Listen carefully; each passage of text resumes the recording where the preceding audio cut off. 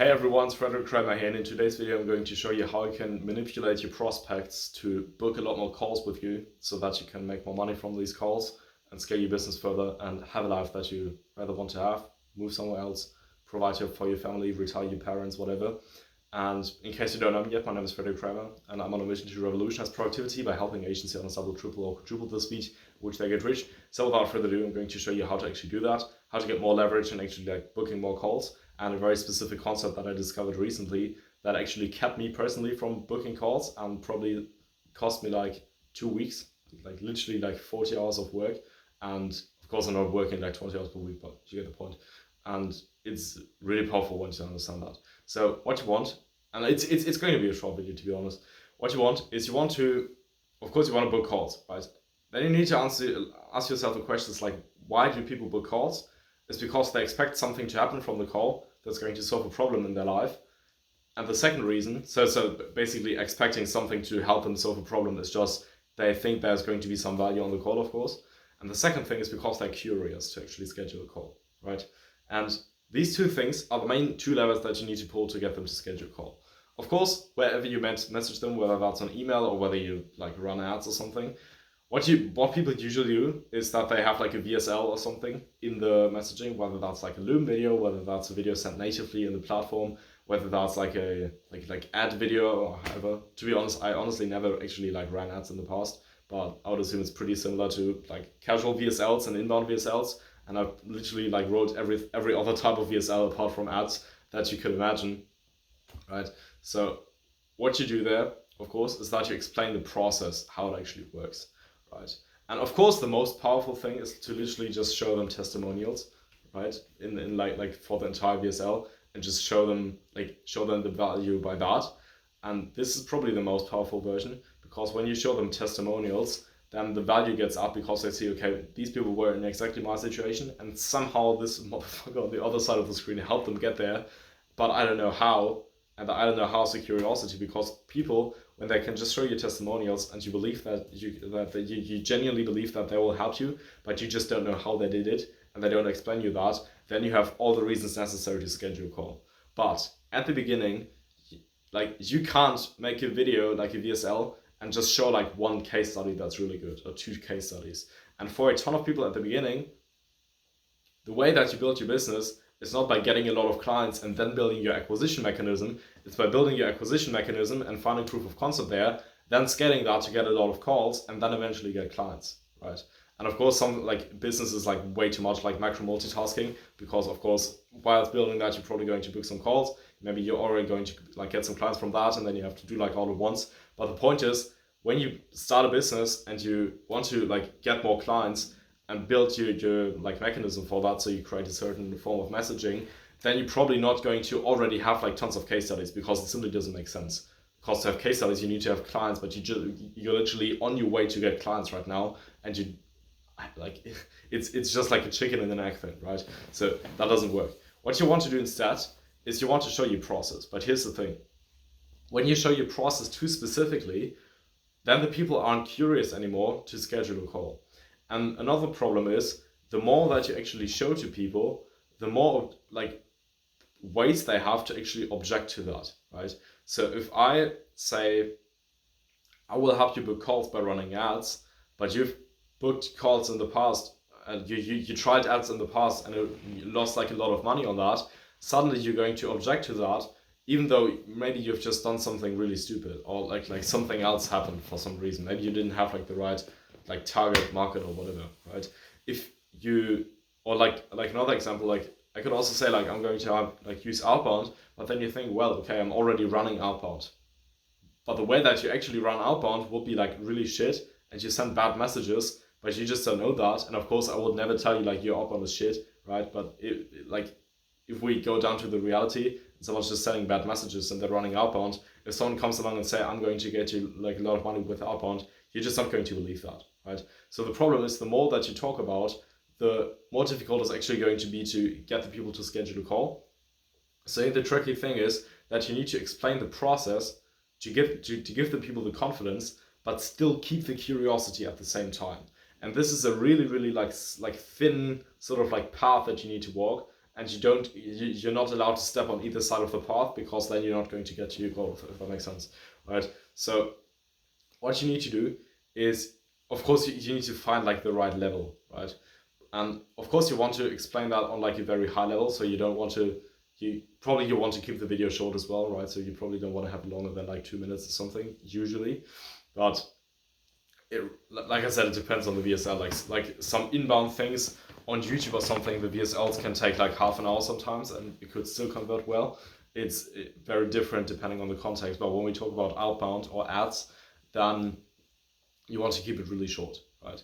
And that, of course, forces you to keep the overview very, very high level.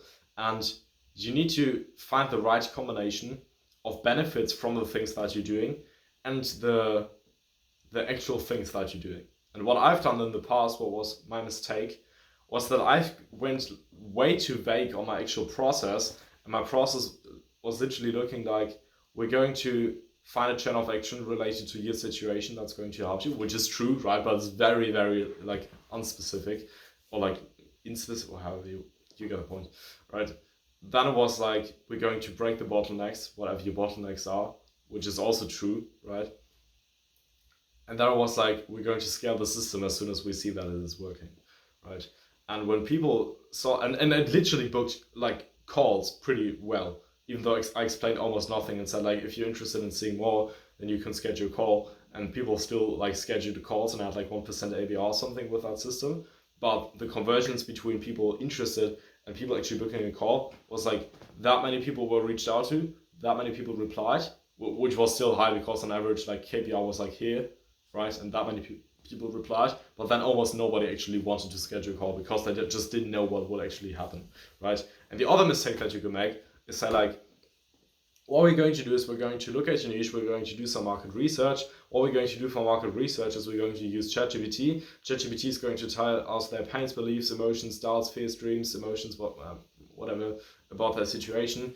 And what we're then going to do is we're going to put that into messaging together. We're going to create the messaging in Google Docs, and then we're going to send that on Instagram. On our goal is to get to like 5% positive reply first, and it's really like, people don't want to know that, right? And you like, immediately as soon as you say ChatGPT, people are going to like, the trust goes from here down to here, right?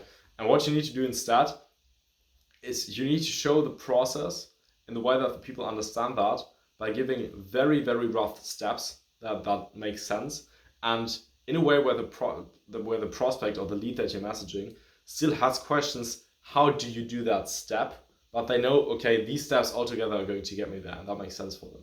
And what you want to do is, of course, like naming 3 steps doesn't fill like 2 minutes or something, or like 1 minute. When I would just say like, we're going to craft an offer, we're going to put that into outbound, we're going to find proof of concept and scale it. Like, that is not very specific, right? You want to increase the specificity a little bit, but the way that you can increase specificity is just by adding reasons why it's so beneficial to do it, instead of like showing how you would actually do it, right? So the difference here is not that we're like completely vague. We're actually naming the steps, or we're naming how they sort of look like within like 1 sentence. So you would have like 1 sentence to explain a third of your service, and another sentence for the second, and you get the point, right? And then you have like 3 sentences where you actually explain, and probably like another like 1 sentence for each, where you actually talk about specific benefits and the stuff that's actually happening there, right? So for example, if to get like a different example, if I were to do like some YouTube service, what I would say is like, first of all, we're going to find unique scripts that actually hook the people to watch the video to the end, and they're going to help you increase your retention, and are going to get a lot more people to actually stay on your channel. What I actually just said was, I'm going to write YouTube scripts, right? And all of the other things are just like more benefits and like reasons why I would actually do it. But you would think, okay, like this makes sense, this is like a good step.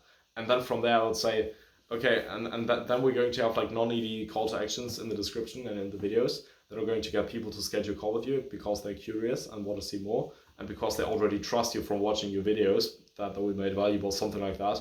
Then the people say, oh yeah, that makes sense. And then you say like, yeah, and then we're just going to have to like make a like high converting page that is going to get a lot of people to see your calendar, and then we're also going to optimize your calendar to schedule calls. That's not the perfect process, but you see here, The only things I actually talked about were making YouTube scripts, like intros, and like not for the video, just like the first like 30 seconds. But when you say YouTube scripts, people might confuse that with actually having like entire videos, and some people are going to find that more valuable. Some people might say, okay, but I don't want to have the entire video scripted, and if they then object, then you can just say, oh no, sorry, like like it's still you talking about the video, this is just for the retention part or something, and then they're like, oh, okay, yeah, I understand. Right, but you can always like when you're more vague, people are able to misinterpret some things in ways where it actually makes more sense for them to schedule a call with you.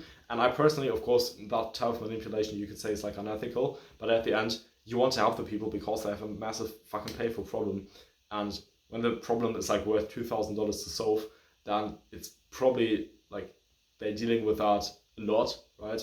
And you're just there to solve that. And if you can use some unethical ways to get them like on a call, but then you really help them, I personally think it's ethical, like at the end, right?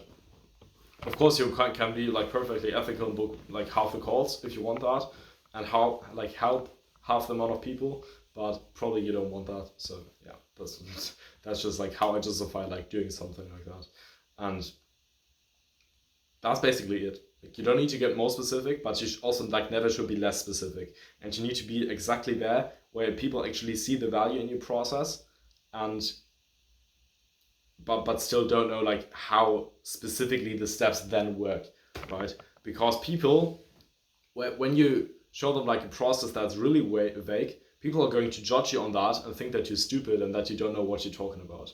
And I had this problem for the last 2 months in my messaging, and it really pissed me off because I know a lot more than these people will probably ever do on average. Like, I'm not saying that I'm smarter than someone with like 2 million followers, with that person probably knows something, right?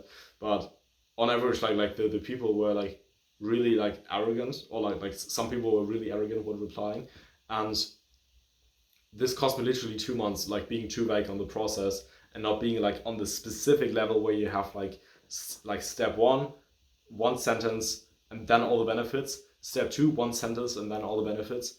And that's exactly the level where it can be at, where it actually converts well, right? And another thing, of course, you want to quickly think about like what are the actual, like when you want to deliver for a client, why do you do certain things the way that you do them? What are the benefits of like all the things? You're doing it done for you, okay, what's the benefit? You're doing it done with you, what's the benefit? You're doing one-on-one coaching, what's the benefit, right? And the crazy thing is, like, when you're doing done for you, you can show them all the benefits, like done for you versus do it yourself or one-on-one coaching. Like, they have benefit, like advantages and disadvantages of these things, right? But you can always just talk about the advantages, and then like whatever you want to like pick to like sell to people is always going to seem really valuable, right? Because you always just talk about the advantages. Done for you means you need to put in almost no time, and you're just going to own the system afterwards, and you can get people to run it for you. But when I say one-on-one coaching is, I'm not just giving you fish, I'm going to teach you how to fish. Like that sort of concept, right? And then people start to realize, oh, like this is also really good, right? And you also like whenever you do something, is you can actually justify that, right? So for example, if you had an audience that for some reason has some doubt with outbound messaging, is you can say the reason why we do outbound messaging is because we don't want to like pay money or like get to lose your money. We don't want you to pay ad spend or something.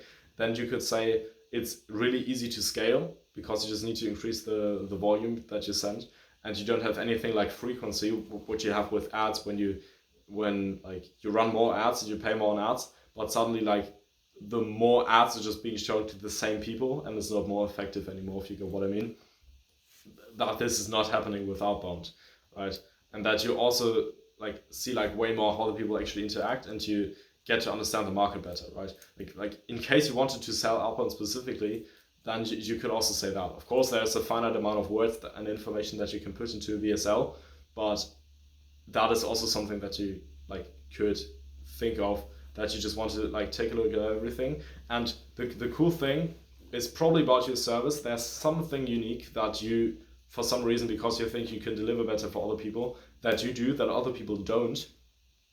At least when you have some more expertise and you know you've been in the game for like a few months or like years, and so okay, like this was actually working pretty well, this was not, this web iteration was way better than the other thing, And this actually gave me way more clarity when you think about like, why did you do that and what are the benefits of that, and name these benefits in your actual video. Then you're going to seem super unique and it's going to seem way more valuable. But still, you just named benefits and you didn't explain like how you would actually do that, so they would still have more curiosity to see how it works, right? So that's like the perfect level that you can be on, and that is going to manipulate the people into scheduling calls because they have the confidence that it works. And of course, the best way is always to show like lots of testimonials, right? Like I said at the beginning, and or like when you have like some testimonials, of course you can like quickly show like some case studies. Sorry.